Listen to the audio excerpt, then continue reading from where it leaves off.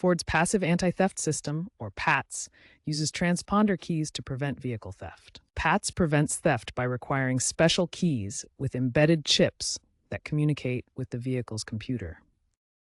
For 2001 to 2011 Ford Rangers, programming keys is essential when replacing lost or adding spare keys. The key contains an RFID chip that sends a unique code to the vehicle's control modules. Only programmed keys will start the engine. You'll need at least one working programmed key and the vehicle's PATS code to program new keys. The PATS code can be obtained from a Ford dealer or using an OBD2 scanner capable of reading Ford-specific codes. Remember that improper programming can lead to vehicle issues, so accuracy is key when working with the PATS system. There are two primary methods for DIY key programming on the Ford Ranger. The manual method requires no tools, while the alternative uses an OBD2 scanner. For the manual method, start by inserting a working key into the ignition.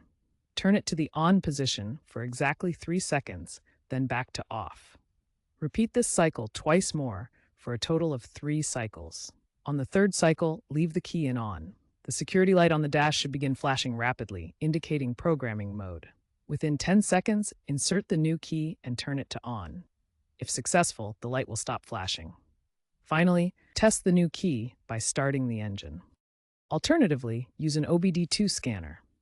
Connect the scanner to the vehicle's OBD2 port. Navigate to the PATS programming menu in the scanner's software. Enter your vehicle's PATS code. Then, follow the on-screen prompts to add the new key's transponder ID.